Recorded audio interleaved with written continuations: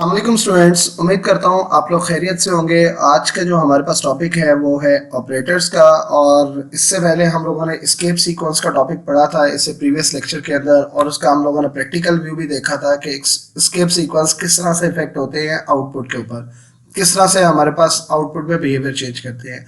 आज का जो हमारे पास है ऑपरेटर्स, देखिएगा ऑपरेटर्स बेसिकली क्या होते हैं। Operators are the symbols which are used to perform the specific operations. ये अगर इसको मैं लिखूं, देखें मैं आपको एक जस्ट एग्जांपल देता हूं कि अगर 5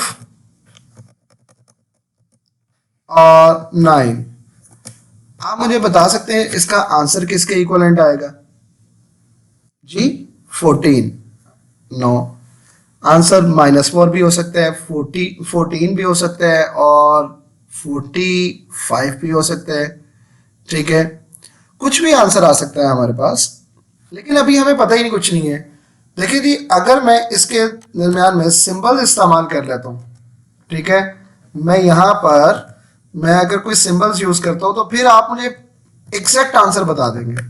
जी, अब मुझे बता सकते हैं आप आंसर क्या आएगा? जी सर, बिल्कुल 14 आंसर आ गया। अब देखिए ये वाला जो सा सिंबल है हमारे पास प्लस, दिस इज ऑपरेटर। ठीक है, operator are the symbol which are use to perform the specific operations. ठीक है, स्पेसिफिक ऑपरेशन परफॉर्म करने के लिए बनाया जाता है। यहाँ पे देखिएगा, the name computer suggest that the computation is the most important aspects of computers. We need to perform the computation on data through programming. We have a lot of mathematical functions to perform the calculation on data. We can also perform the mathematical operation in our programs. C language offer numerous operators to manipulate and process data. ठीक है, यहाँ पर इसकी मैं definition अगर लिख दूं तो आप देखिएगा, ऑपरेटर्स हम यहाँ पर लिख लेते हैं, इसको मैं रेड में लिखता हूँ। ठीक है, operators are symbols that are used to perform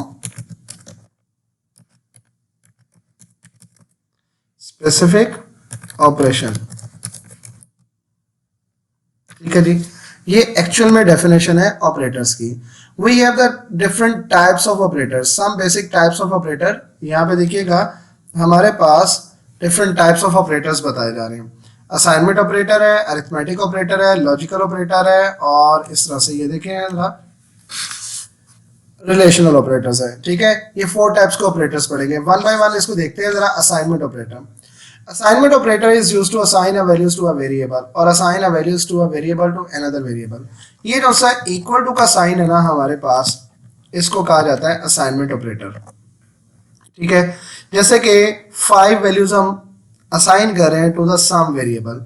ये सम हमारे पास एक बॉक्स है, ठीक है, सम के नाम का, और इसमें जो वैल्यूज असाइन की जा रही है वो की जा रही है 5। ठीक है, तो हमने यहाँ पर वैल्यूज 5 स्टोर करवा ली, तो ये हमारे पास इक्वल टू की वजह से हम उसको वैल्यूज 5 दे रहे हैं। देखिए जरा, अगर मैं ऐसे लिखूं कि सम लेस देन 5, इसका मतलब हमें कोई एग्जैक्ट वैल्यूज नहीं पता। 4 भी लेस होता है, 3 भी लेस होता है, 2 भी लेस होता है, कोई सी भी वैल्यूज होती है। ठीक है ना, तो ये असाइनमेंट ऑपरेटर नहीं है ये वाला। ठीक है, ये असाइनमेंट ऑपरेटर नहीं है। Assignment operator just equal to sign है। ठीक हो की बात? तो ये हमारे पास इसमें बताया जा रहा था। देखिएगा जरा, values 5 is assigned to a variable name sum. इसी तरह से let's have look to at another example कि सम इक्वल टू 6 कर दिया और सम की वैल्यूज किसको असाइन कर दी? वेरिएबल को। इसका मतलब यहाँ पर क्या है, इसके अकॉर्डिंग तो देखिएगा हमारे पास एक बॉक्स है सम के नाम का और एक बॉक्स है हमारे पास वेरिएबल के नाम का। अब देखिए जरा, ये हमारे पास है सम के नेम का और ये हमारे पास है VAR के नेम का। हमने वैल्यूज असाइन की है किसको? यहाँ पे देखें जरा, वैल्यूज हमने असाइन की है 6 और यहाँ पर वैल्यूज इसको क्या असाइन कर रहे हैं? सम। देखें जरा,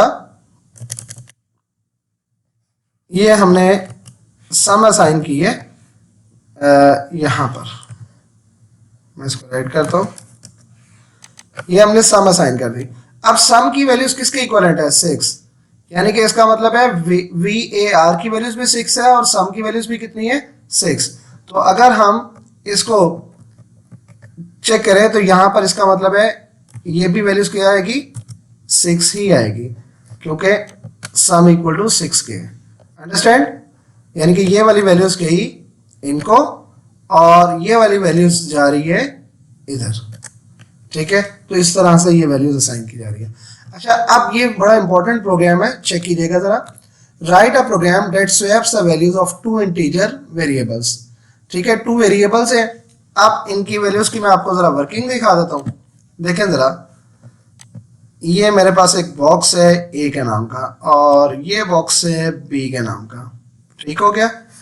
आप देखिएगा जरा, मैं यहां पे लिखता हूं ए और यहां पे लिखता हूं बी।